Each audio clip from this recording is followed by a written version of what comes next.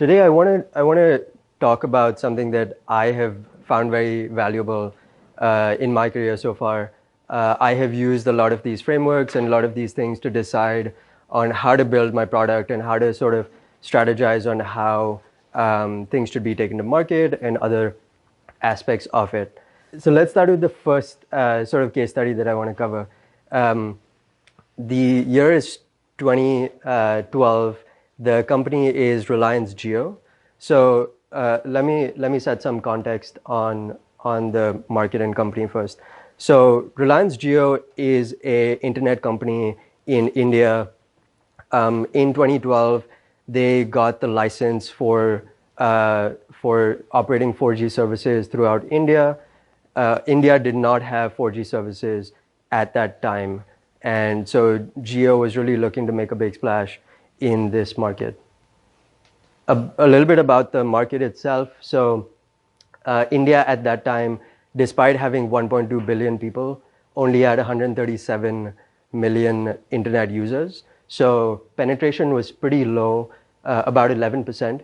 It was growing pretty quick, so 26% year-on-year growth, but still sort of a ways to go. In terms of smartphone penetration, that was even lower. So only 67 million smartphone users in India at that time. About 6% of total telecom users had smartphones at the time. So here's my first question based on all of that. What kind of characteristics do you guys think would be the best sort of selling points for a 4G internet product in this market and context? Low-cost smartphones. Okay, yeah. Price, okay. What else? If you think of like 4G internet, what comes to mind first? Video. Speed, video, yeah, exactly. So that's pretty much the sort of lines that we were going under. Faster speeds. How do we get this to more people? Lower latency, connectivity, those kinds of things. In terms of thinking of competitors, who do you think our main competitors would be in this kind of market? Competitors who were providing 4G or not? Yeah. 4G was rolling out brand new, I presume. Yeah. So. But yeah, 2G and 3G service providers, yeah. Wi-Fi, yeah. So yeah, that's kind of how we were thinking about our market and competitors at the time. This is the list of telecom players in India at the time. How would you segment this market in terms of customers? Like, how would you decide what kind of customers to go for, and like what kind of products to build for customer segments, etc. So yeah. B2B first, right, or B2E? Okay. Yeah, and so you're saying basically based on the industry or based on if it's a B2B versus B2C. Yeah. Okay. Education, that's the first people we might get 4G, right? Yeah. But I'm sort of trying to get to a dimension or a level over this. Like, what are the dimensions? Age is one thing, yeah. Smartphone versus not smartphone use, urban versus rural. Yeah, urban, rural, like income levels, those kinds of things. So, yeah, all of those are the sort of demographic characteristics that we were looking at. This is where we sort of hit some roadblocks. So we figured out all of this was wrong. We figured that, and it's not a novel concept when you look back on it, but sort of thinking forward, it's always something that you miss and don't think about, which is that people don't want a drill because they want the drill. They want the drill because they want the hole, right? People want the hole, they don't want the drill. So in the same way for us, what we realized is people don't want internet. They want stuff that they can do with that internet, right? Smartphone penetration was only 60 million people. What are we going to do by giving people 4G internet if they don't have smartphones, if they don't have content, if they don't have things to use that 4G internet for? So that's what we started doing, was instead of segmenting our customers by demographics or products and services, we moved to this jobs to be done kind of framework. and figuring out what is the job that these customers need to get done that they want to hire geo and internet for. We started segmenting people in terms of, first-time users, people who want to buy the smartphone for the first time, people who love watching TV and they maybe want to get more of the content side of things, people who want the connectivity, they want like things like connecting to their friends and family, having high-speed video calling, etc.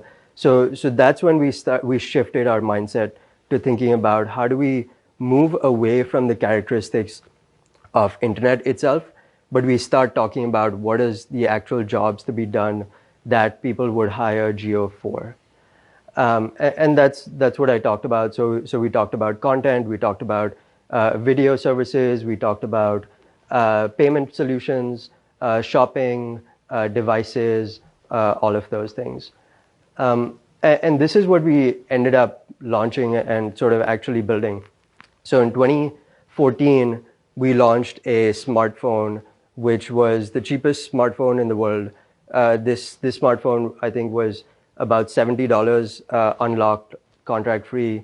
It was the way to sort of build our market, because our market wasn't the 1.2 billion people in India. It was the people who have smartphones and an ability to consume 4G internet. So that's what we did.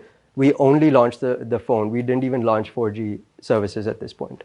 2 years later is when we launched a slew of applications, content, services, all of these things that were built on top of this new 4G world, saying, if here's all this great stuff, if you want to take advantage of all of this stuff, the 4G is sort of the bare bones infrastructure which you need to get to these products and these jobs to be done.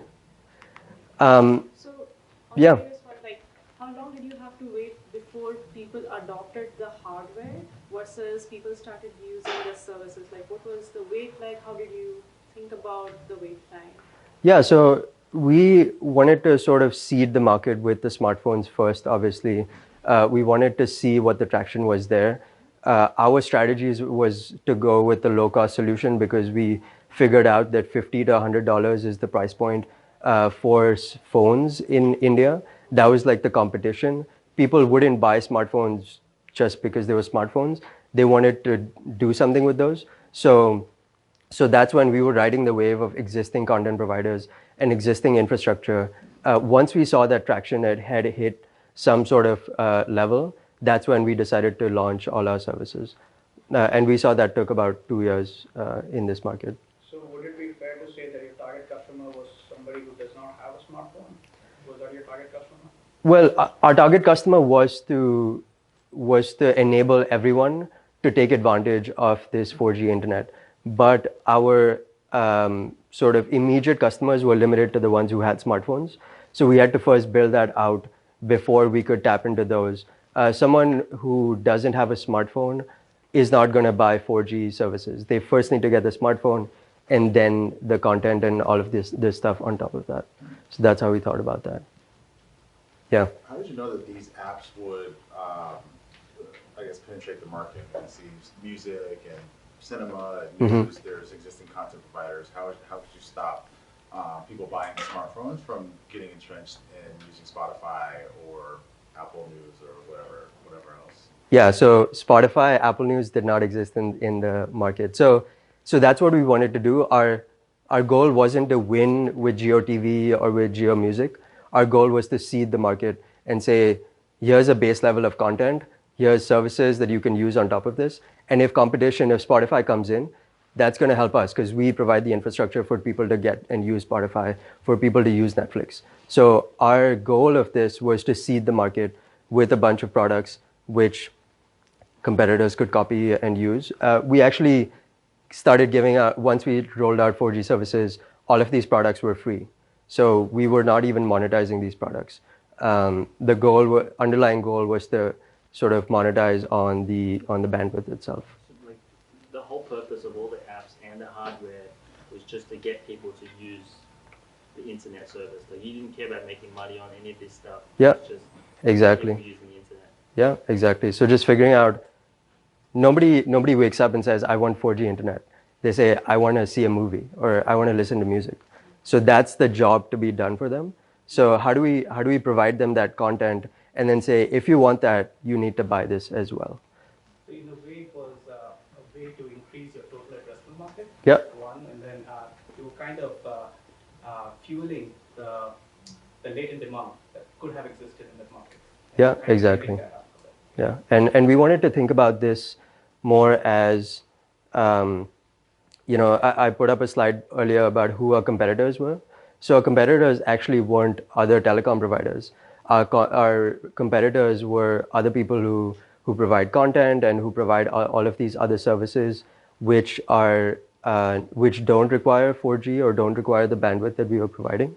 So that's what we wanted to ramp up and push on the market demand for this content, which required this. So just to close out this case, Jio ended up launching their telecom services in 2016. It was the fastest telecom launch success in the world. We got 100 million customers in the first 180 days of launch. I think the AGM was like last week, and they're at 340 million now. So they're the second biggest telecom provider in the world today. That's the internet usage.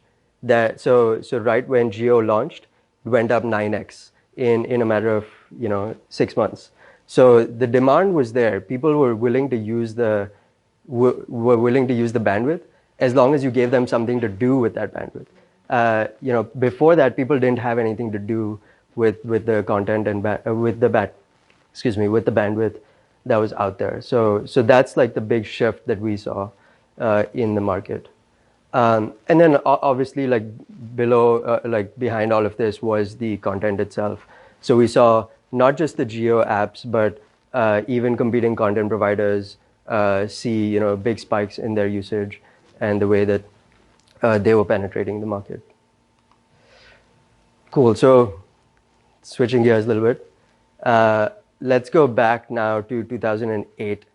There's a small startup, AirBNB, and let's figure out what they're trying to do. So AirBNB, essentially the job to be done here is connecting travelers looking for accommodation with hosts who have spare rooms, spare beds, spare space to host people, and they want to monetize this, right? So this is what the market looked like, and there was sort of a slew of market segments from very economy and cheaper options to high end, the Hyatts and Marriotts, etc. At this moment. So now my question to everyone is, show of hands, what part of this segment would you want to go with? Would you want to target with AirBNB? So how many people would go for the economy part of it? Okay, so I'm seeing about 20-30%. How many would go for like the mid-market? Okay, another 20-30%. How many would go for the upper market? Okay, maybe 10%. And how many would go, let's take on the luxury ones? Rest, 20%. Okay. Just some thoughts, like what did you pick? Like which market would you go for? Mid-market. Okay, and just talk me through your reasoning there. I guess I'm assuming a lot of things, but my assumptions are users looking for value versus what the value is going to provide. So that's a market that could be easiest to target, where I'm going to see majority of my users go in, and hopefully they will transition into something like what I'm offering. Yeah, okay, makes sense. Anyone who chose like a higher luxury or one before below luxury? Yes, no, maybe? Yeah, I guess with that, it's like I'm thinking like people that wanna like have more, like obviously you're in a house, not a hotel, so you have like there's some level of luxury that's like having it not be just like another hotel room. Mm-hmm. So Yeah, okay. And how do you think the Hyatt and the Marriott would sort of counter that if you're going right after their target Over customers. there, it's like, well, we have people waiting on you. You have Yeah. food service. You're not going to get. Yeah. So they have like all of these services. They have, like concierges. They have like they'll do all your bookings, room service, all of these things, and you're selling a bed in someone's house. How do you think that's going to go? It's hard, right? So what that means is you need to start putting in parameters saying if you want to host on Air Bed and Breakfast, you need to start providing some of these services, some of these options. That's the only way to compete directly with them on the product itself. I think we all know sort of where Airbnb ended up going. So Airbnb went like very economy, let's target those. Let's have the cheapest option out there.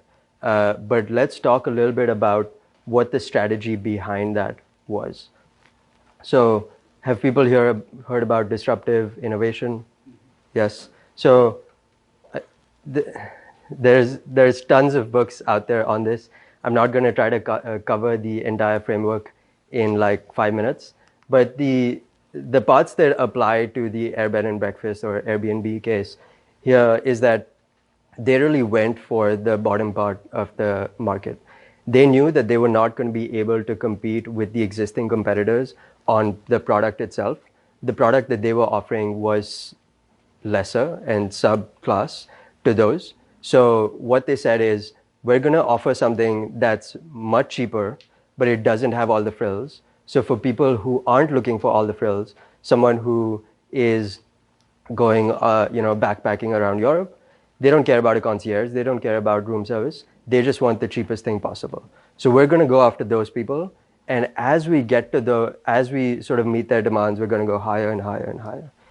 The cool thing about this strategy is that, what do you think Hyatt said when Airbnb was taking all the backpackers? They didn't care. They were just like, yeah, let them have that. Those are probably our worst customers anyways. They're not looking at Hyatts and they're not looking at Marriotts anyways. So yeah, let them have that. We don't care. What happens after they go, one step further? Airbnb starts offering complete houses. Like it's still not our target market. So by the time Airbnb reaches your market, they have already owned and taken over the whole market. So it's a disruption by going for the low cost option and going after the bottom end of the market. So that's the beauty of this strategy, is by figuring out a way to market your product to the bottom end of a market and meeting the demand of the customers who are being overserved by the current competitors, or who aren't being served at all by the current competitors.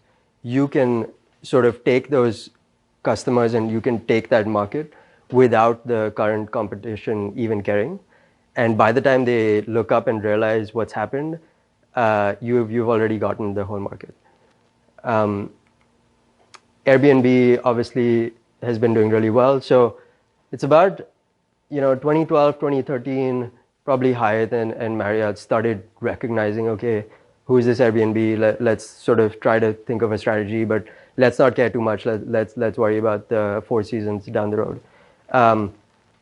And this only goes to 2015, but if you look at the figure on the right, that's when you start seeing, okay, Airbnb has actually eaten the market from the bottom up without Hyatt and all of these luxury hotels even realizing.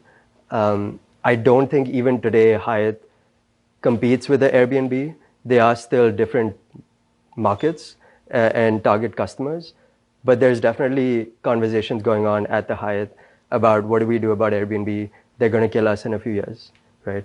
So the question is if that's possible, and what the theory says is that if you go for a disruptive innovation, the newcomer always beats and always wins the market.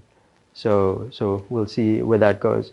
I just wanted to contrast this with Uber, for example.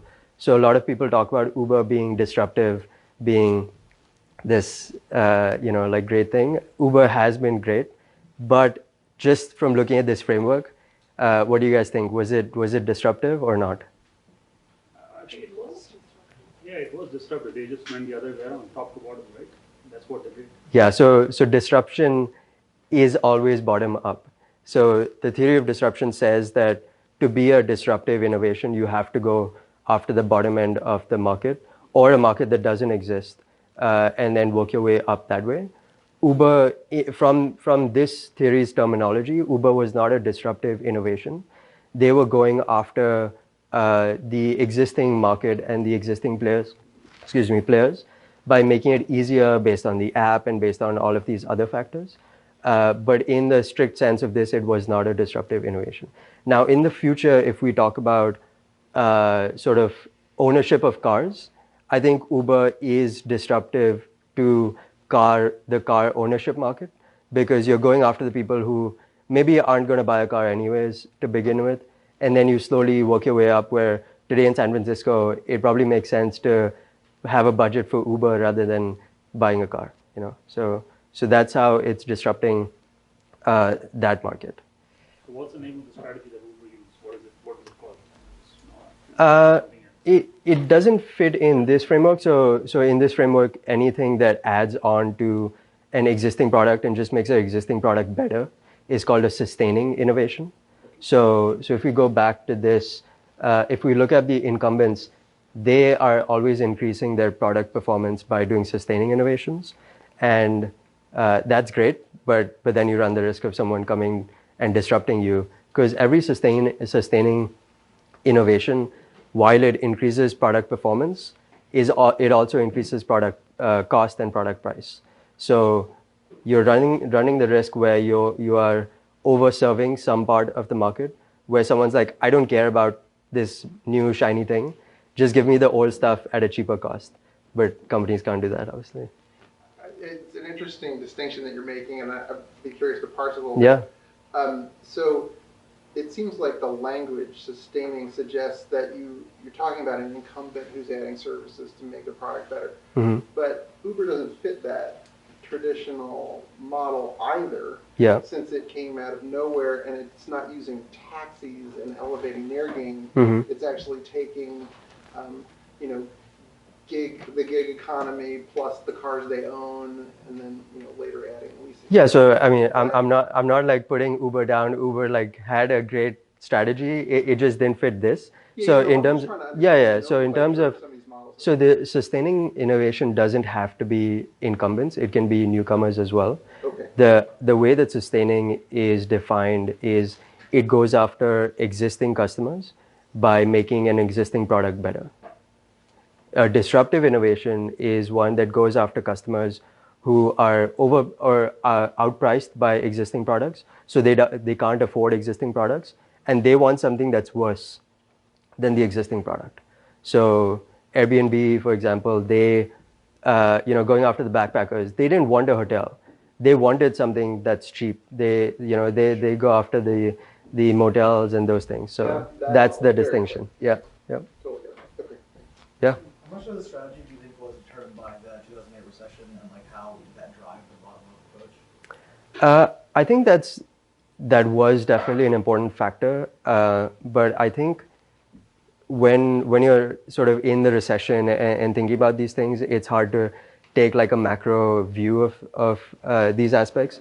The important thing is that Airbnb could have said, we have this cool technology, we can connect people using the internet. I mean, the iPhone was launched in 2007, so smartphones were new. They could have said, let's use this to connect high-end hotels with high-end customers. So they could have used the same technology to be a sustaining innovation, but they made a conscious choice to say, let's not go after the high-margin customers, let's go after the low-margin customers, because we know that'll help us to win in the long term. So that's always the conflict for existing companies, is saying, do I build stuff for the customers who I don't care about, or do I keep improving stuff for the customers who are paying me a lot of money? And 99% of the time, it's the right answer to go after sustaining stuff and keep improving your product. But it's those 1% times where someone comes in and disrupts you. Yeah. How does that not ruin brand image? Because I know sometimes there's like those high-end like royalty brands that Yeah. try to enter the lower, I guess, price point, Yep. and it ruins their brand name. So how do you think companies like Airbnb don't just get pegged like, oh, there's a poor man's hotel, why would you want to stay there? Yeah. So Airbnb is quote unquote the poor man's hotel, and that is the target segment that they wanted to go for. I think inbuilt in your question is another question saying if Hyatt recognized this and they wanted to sort of counter this, how could they have done that? Obviously, if Hyatt started saying we're going to tie up with people and you can stay in their spare bedrooms, that's going to ruin Hyatt's brand image, and that's also going to confuse customers as saying, wait, is Hyatt a cheap brand or is it a luxury brand? So what the theory says is that if you want to go after disruptive innovations, you need to spin off and have subsidiaries going after these smaller markets and like seeing until they're built. So if you're aware of Google, Google X, so that's exactly what Google X is doing. They have a bunch of small bets on markets that are not big today, stuff that doesn't matter to Alphabet today. But those are all bets in saying, in 10 years from now, if this balloon project becomes the next big thing, that can take over and disrupt our existing search business. But that'll be a different brand and a different sort of target market that you're going after. Okay.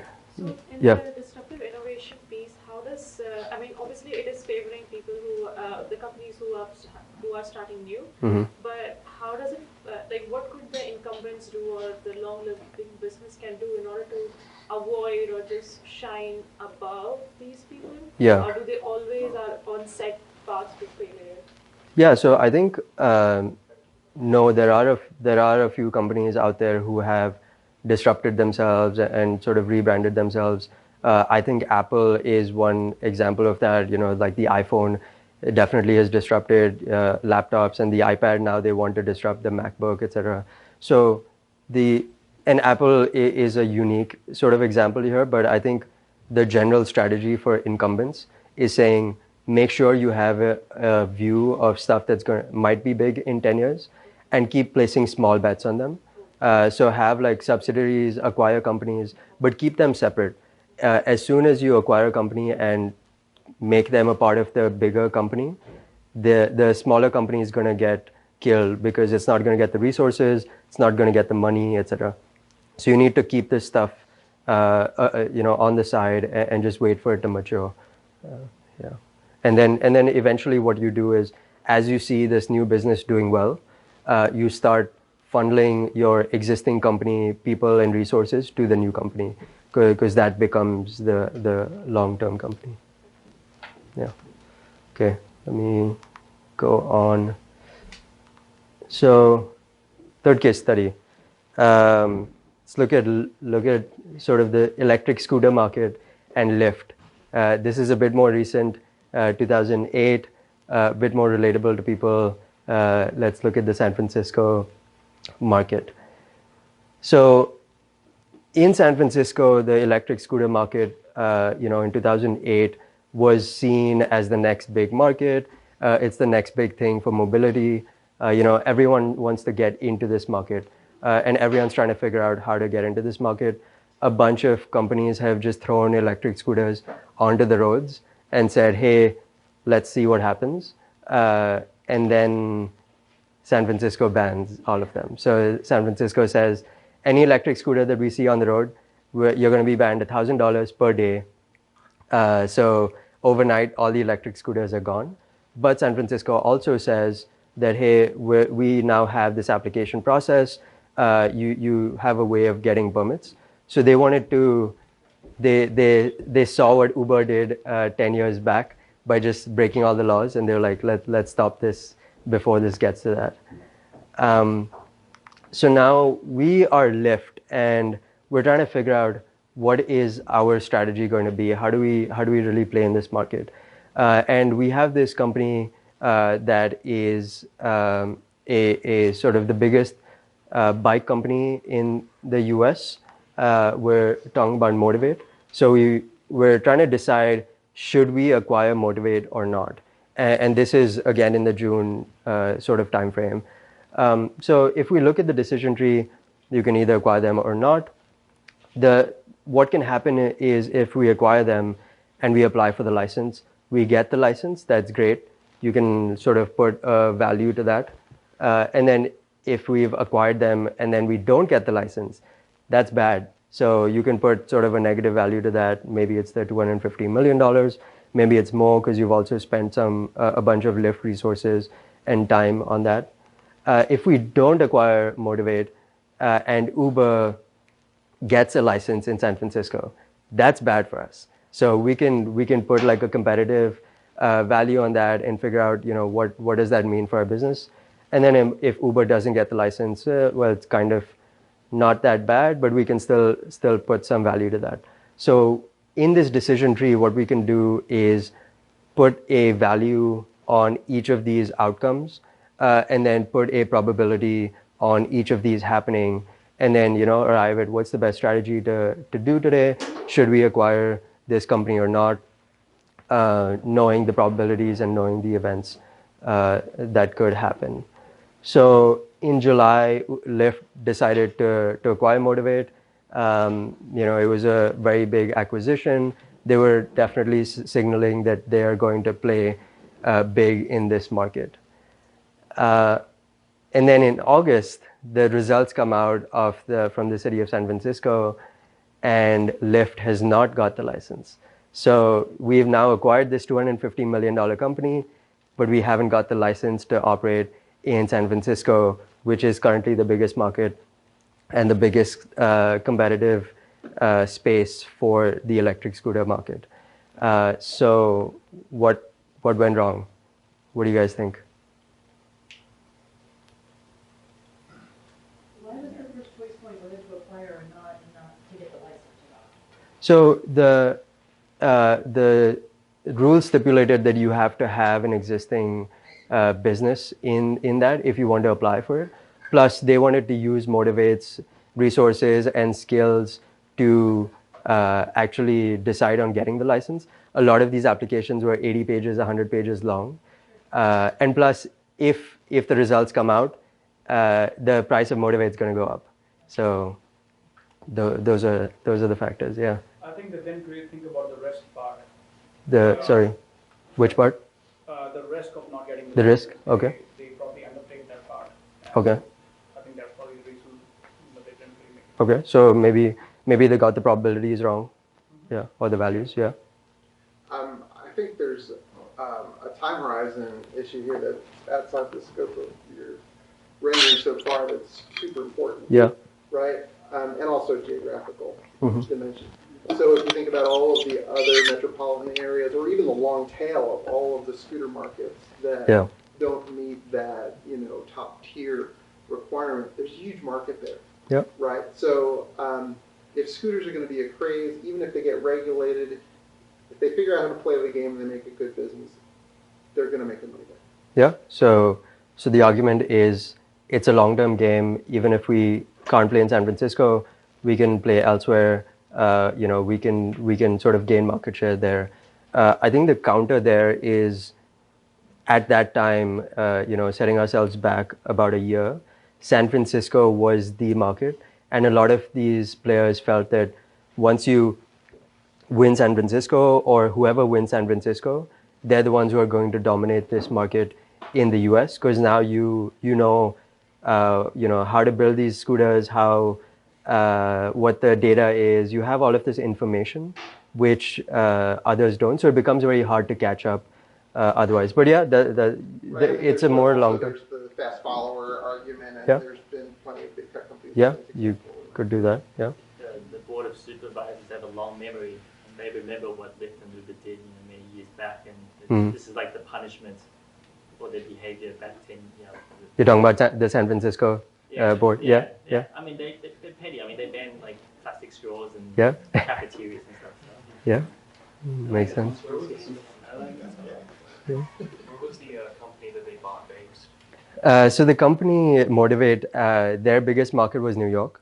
So they do all like the Ford or now you see the Lyft bikes everywhere. So that was Motivate. But they weren't big in the electric scooter market because it didn't exist at the time. They were big in the bike market, and New York was their biggest market. Was there any bike companies in San Francisco that you could have bought? Yeah, so could have instead, buy someone local. Why buy someone based in New York who doesn't have knowledge of this market, etc. Yeah, makes sense. So I'm gonna get to this is like a poker principle, and this is a common trap that a lot of any poker players here, yeah, few. So you guys will know, if you lose a hand, that does not mean you played the hand wrong. It's called resulting when you assess the value of your decision based on the outcome, and that's usually a bad thing to do, because there might be factors outside of your control which decide what the outcome is, and that does not always reflect on your decision. I think, like, all fair points that you can do a bunch of things before making the decision to make sure you have the probabilities right, make sure you're looking at the right companies to acquire, making sure that you're looking at the values of each outcome correctly. All of these things are valid, and those are definitely things that you should do. But beyond a point, there's a certain amount of unknown risk or sort of probable events that you cannot overcome. So beyond a point, you have to accept that some things are known risks. And if the worst case happens, that does not mean that you made a bad decision looking back. Yeah. Why was Skip and Scoot given the licenses? Like, they were probably not new. They were not new, or they were not here for a long time. So it sort of makes sense to give the licenses to people who are known and Uber and Lyft. So why was it given to them? I think it goes back to, they just pissed off the city 10 years back. So the city was just like, we're not having this Uber Lyft stuff anymore. Let's give it to some new people and see if they do it well. But yeah. As part of the application process, they didn't lay out what the rules were for. So it was an application. I think, I don't know exactly what they had laid out as the criteria, but they essentially said, we're going to give out, I don't even think they said how many licenses they're going to give out. I think 11 or 12 companies applied and only 2 got it. So they did not say that they're going to only accept 2 or what those things were. So those were a little bit of unknowns where you cannot accurately assess the probabilities. And even if you could, probabilities are probabilities. So something that's even a 1% chance could happen. But yeah, I think it's important to not look back and say, oh, that was bad because this ended up happening. It doesn't always work like that, because you're going from not a single point future. You're going from multiple possible futures to one actual future. And you have to play the strategy based on all the possible outcomes without knowing actually what's going to happen. And then one of those things happens, as long as you did not, even think about that as a probability, or you did not even think about that as something that could happen, as long as you have thought through everything at the time that you made the decision, that's your decision. You shouldn't sort of question yourself. What are the factors you use to come up with the probabilities that an event is likely to occur? Yeah, so there's a bunch of ways. A lot of companies hire McKinsey for that. So, get some consultants, get some people who have market knowledge, acquire a company that's in the market already so they know the data. You can use some data that you have, customer insights. So those are all, I think, primary sources and secondary sources of data and information that you should gather before making the decision. So yeah, I think those are some. What about like a startup? Yeah. A small startup that doesn't have the resources to hire a consulting firm. Yeah, I mean, there's a bunch of secondary data out there. There's a bunch of companies that publish their data. There's a bunch of like census type of information that's out there that's done by cities, that's done by businesses, and given out as information. And then that's also where VCs come in. So other than the money, one of the big reasons why people go to good VCs is because they have the people and the skills and the knowledge of a sort of industry and of how something works. And that's what you want to work off of and leverage with a good VC. Would you recommend putting this through something like a SWOT framework just to see if it all really makes sense? Yeah. Like you said, a startup is not going to have all the resources. Yeah. So would you recommend like somebody from product or who is making the decision look at the SWOT framework, see if it all really makes sense or not? Yeah, there's a bunch of things that we could have done. I think the point here was the decision tree wasn't the best necessarily. The point was that whatever you do, once you make a decision, as long as you made a conscious decision, don't sort of question that just because something else happened. Yeah. These are the stone cold nuts, man. Yeah, but I mean, the picture should be a deuces or tens. they lose a lot of times. Yeah. Aces, that's not doing. Yeah. Yeah, Well, I like when you have aces and you go all in, that's always when they lose. But yeah, that's pretty much what I wanted to cover. So just to kind of wrap up, a lot of the sources for this information and things that I have found valuable in the past. The Innovator Solution, this is a great book by Clay Christensen. The Jobs to be Done framework is in this book. The Disruptive Innovation framework is in this book, as well as a bunch of other frameworks. I think this book is very dense in frameworks and it's very good. It's very sort of practical and thinks about innovation from a very different lens. So I highly recommend that book. The second one is Thinking in Bets by Annie Duke. She's actually a big poker player, and she talks a lot about poker and how that translates to business strategies. Resulting was one of those. Other things are things that VCs do in terms of place a lot of bets, place bets in multiple things, don't go all in. And those are sort of strategies that she has found helpful in business. And yeah, then there's a bunch of other books and resources. Stratechery is a very valuable newsletter that I read every day and I found very valuable. Ben Thompson, he looks at the intersection of technology and strategy. So he doesn't just report on the news, but he looks at what is the underlying strategy of things that are happening in tech every day. But yeah, that's all I had. What's that guy's name again? Ben Thompson. Ben Thompson. Yeah. Stratechery is the name of the website and newsletter. It's a mix of strategy and technology. I don't think he realized how hard that is to say. Yeah. Who's got a LinkedIn page? Any of this? Ben Thompson, a link to his. I do not, but that's a good idea. I should post that. Yeah. Yeah. But yeah, I'll open up to questions. That's all the content I have. Yeah.